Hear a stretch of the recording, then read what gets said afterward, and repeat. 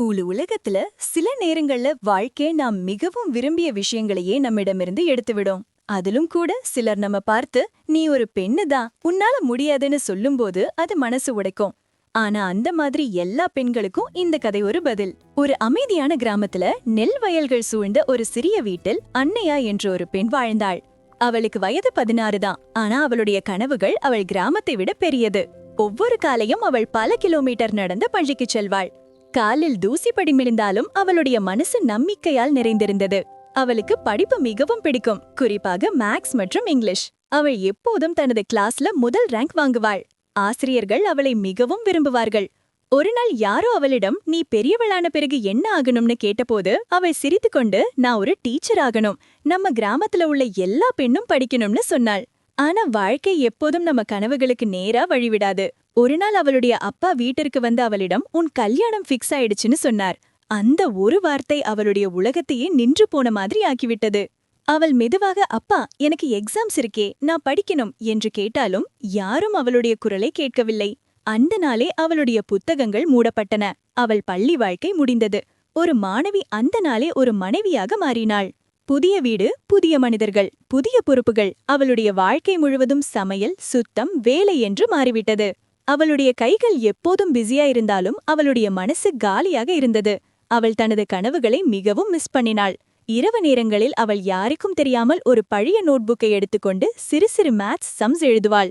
English வார்த்தைகள் படிக்க முயற்சி செய்வாள். ஆனால் அவளுக்குள் ஒரு எண்ணம் வந்தது, இப்போ இதுக்கு என்ன அர்த்தம்? ஒரு நாள் அவளுடைய மாமனார் ராபர்ட் சார், ஒரு ரிட்டையர்ட் ஸ்கூல் பிரின்சிபல், அவள் இரவு நேரத்துல படிக்கிறதை பார்த்தார். அவர் அவளிடம் மெதுவாக நீ இன்னும் படிக்கிறியா என்று கேட்டார். அப்போது அவள் மனம் உடைந்த குரலில் அதெல்லாம் முடிஞ்சிருச்சு என்று சொன்னாள். ஆனால் அவர் சிரித்துக்கொண்டு கல்யாணத்துக்கு பிறகு கனவுகள் முடிஞ்சிரும்னு யார் சொன்னது? ஒரு நல்ல குடும்பம் அவளோட கனவுகளையும் கவனிக்கணும் என்று சொன்னார். அந்த ஒரு வார்த்தை அவளுடைய வாழ்க்கையே மாற்றுச்சு. அதுக்கப்புறம் தினமும் மாலையில் அவர் அவளுக்கு உதவி செய்ய ஆரம்பிச்சார். மேக்ஸ் கற்றுக் கொடுத்தார், இங்கிலீஷ் சொல்லிக் கொடுத்தார். அவள் மீண்டும் ஒரு மாணவியாக மாறினாள். சில மாதங்களில் அவர் அவளிடம் ஒரு அருகிலுள்ள பள்ளியில் சிறிய குழந்தைகளுக்கு உதவி செய்ய போவியா என்று கேட்டார். அவள் பயந்தாலும் முயற்சி செய்ய முடிவு செய்தாள். முதல் சில நாட்கள் அவள் தடுக்கி தடுக்கி பேசினாள். குழந்தைகள் சிரித்தார்கள், ஆனால் அவள் கைவிடவில்லை. மெதுவாக அவளுடைய நம்பிக்கை அதிகரித்தது.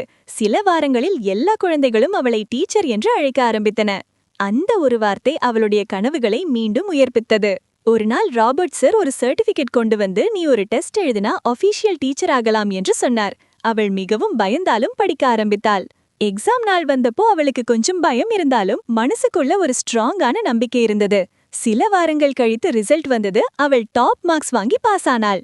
அந்த நாள் அவள் மிகவும் சந்தோஷப்பட்டாள். தன்னுடைய மாமாவின் காலில் விழுந்து மரியாதையாக நன்றி சொன்னாள். அதை பார்த்து அவர் சிரித்துக்கொண்டு நீ சாதிச்சிட்டான்னு பெருமையா சொன்னார். ஆண்டுகள் கழித்து அந்த சிறிய உதவி ஒரு பெரிய மாற்றமாக மாறியது. அவளுடைய பள்ளி வளர்ந்து பல பெண்களுக்கு கல்வி கொடுக்க ஆரம்பித்தது. ஒரு நாள் ஒரு சின்ன பெண் அழுது கொண்டு என்ன படிக்க விட மாட்டாங்கன்னு சொன்னபோது அன்னையா அவளை பார்த்து நானும் இதையே கேட்டேன், ஆனா கனவுகள் எப்போதும் ஒரு வழியை கண்டுபிடிக்கும், நீ மட்டும் நிறுத்தாதே என்று சொன்னாள். இந்த கதையின் உண்மை என்னன்னா, உலகம் உங்களுக்கு உன்னால முடியாதுன்னு சொன்னாலும் ஒருத்தர் உங்களை நம்புவார். அந்த ஒருத்தர் தான் உங்கள் வாழ்க்கையை மாற்றும் காரணமாக அமையலாம். உங்கள் வாழ்க்கையில் உங்களை நம்ப வைத்த அந்த மனிதர் யார்? கமெண்ட்ல சொல்லுங்க. இந்த கதை உங்களுக்கு பிடிச்சிருந்தா லைக் பண்ணுங்க. உங்களுக்கு அன்பான ஒருவரோட இதை ஷேர் பண்ணுங்க. ட்ரீம் பிக் டீம் சேனலுக்கு சப்ஸ்கிரைப் பண்ண மறக்காதீங்க.